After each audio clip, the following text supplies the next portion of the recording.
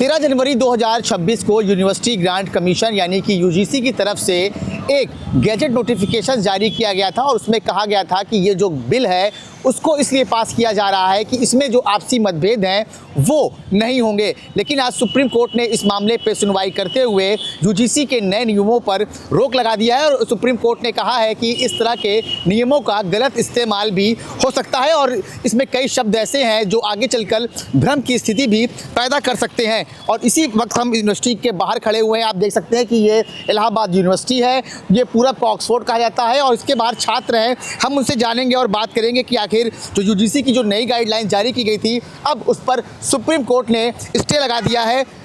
19 मार्च को अब इस मामले की अगली सुनवाई है। जो नई गाइडलाइन थी उस पर अभी सुप्रीम कोर्ट ने रोक लगाई है।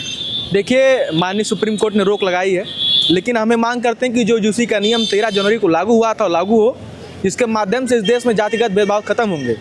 आपने देखा होगा पिछले वर्ष रिपोर्ट जारी हुई जिसमें 118% जातिगत भेदभाव की वृद्धि हुई थी। उस पर यूजीसी और माननीय सर्वोच्च न्यायालय दोनों ने चिंता जाहिर की थी। इस नियम में ऐसा कुछ भी नहीं है। भ्रम दो बातों का है। भ्रम इस बात का है कि जो कमेटी बनेगी, स्क्वाड बनेगी, उसमें ऐसा कहीं नहीं लिखा गया है जो कमेटी के सदस्य होंगे कोई एसटी ओबीसी या किसी एसटी जाति के होंगे। उसमें कोई भी हो सकता है। उसमें 3 सीनियर फैकल्टी होंगे, 2 छात्र होंगे और 2 बाहरी व्यक्ति होंगे। तो ऐसा क्यों होता है? कौन सा भेदभाव हो जाता है? उसकी आरोप छात्र लगाएगा, उसकी जाँच होगी। जाँच होने के बाद जो कैंपस का प्रमुख होगा उसको अपनी रिपोर्ट देगा। तो हम चाहते हैं कि माननीय सुप्रीम कोर्ट न्यायालय न्यायोचित फैसला करे और इस जो नया नियम लागू हुआ है इसको किसी प्रकार रोक ना लगे, न तो हम सभी छात्र सड़क उतर कर इस सरकार के खिलाफ प्रदर्शन करेंगे और भारी विरोध दर्ज कराएंगे। क्या कहेंगे, यूजीसी की जो नई गाइडलाइन है उस पर अब स्टे लग गया है, किस तरह देखते हैं इसको आप? हमारे हिसाब से यूजीसी की गाइडलाइन बिल्कुल गलत है, ये नहीं होना चाहिए। जो सुप्रीम कोर्ट ने स्टे लगाया बहुत सही है, क्योंकि किसी भी व्यक्ति के साथ वो मतलब जातिगत भेदभाव हो सकता है। ऐसा कोई ये नहीं है कि SC ST OBC के साथ ही हो सकता है, एक सवर्ण या एक जनरल कास्ट लड़के के साथ भी भेदभाव हो सकता है। तो ये सब गाइडलाइन बिल्कुल ही गलत है। माननीय सुप्रीम कोर्ट ने जो स्टे लगाया बहुत सही है। मतलब आप सुप्रीम कोर्ट के इस फैसले से खुश हैं? खुश हैं हम। भैया क्या कहेंगे, सुप्रीम कोर्ट ने 19 मार्च तक अब इस मामले की अगली सुनवाई होगी, अभी स्टे लगा हुआ है, क्या कहेंगे? जो नई गाइडलाइन थी उससे आप संतुष्ट थे? क्या संतुष्ट थे?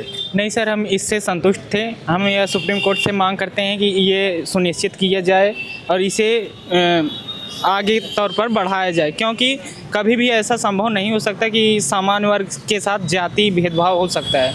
अगर सामान्य वर्ग के साथ कोई जाति भेदभाव करता है तो यह शायद संभव नहीं है। मतलब आप जो सुप्रीम कोर्ट ने जो फैसला दिया है उसके आप पक्ष में नहीं हैं? Yes sir. ओके, और भी लोग हैं बात करने के लिए। भैया, जिस तरह से सुप्रीम कोर्ट ने नई गाइडलाइन जो जारी हुई थी उस पर अब रोक लगा दी है यूजीसी के नए नियमों पर, क्या कहेंगे आप?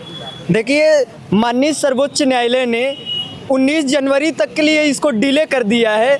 हम इलाहाबाद केंद्रीय विश्वविद्यालय के छात्र माननीय सर्वोच्च न्यायालय से मांग करते हैं कि आप इस देश में जो जातिगत आधार पे जो इस देश के डेमोक्रेटिक कैंपसों में जो शोषण होता है, जैसे NFS लगा दिया जाता है, नॉट अगर कोई छात्र UG PG नेट JRF को क्वालिफाई कर लेता है, उसके बाद अगर इंटरव्यू के लिए वो जाता है तो जाति के नाम पे वहाँ पे उसके साथ शोषण होता है, NFS लगा दिया जाता है।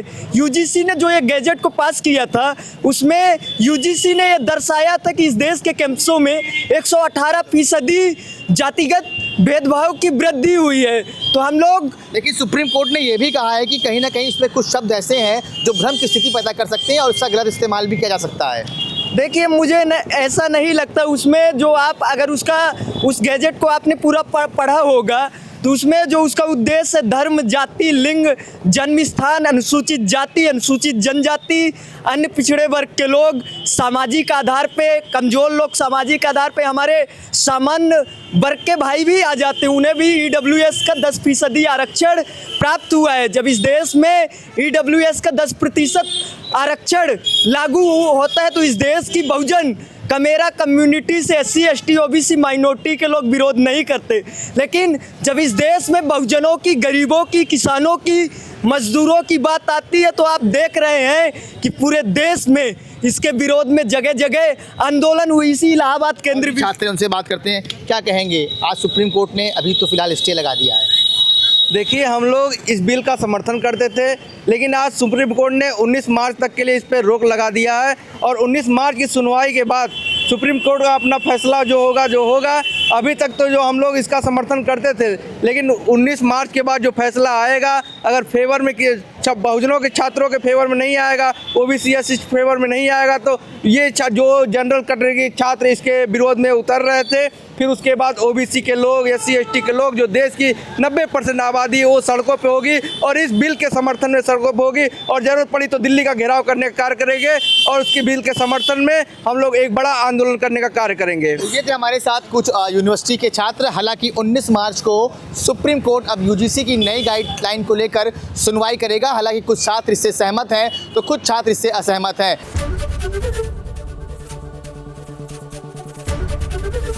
एबीपी गंगा, खबर आपकी, जुबान आपकी।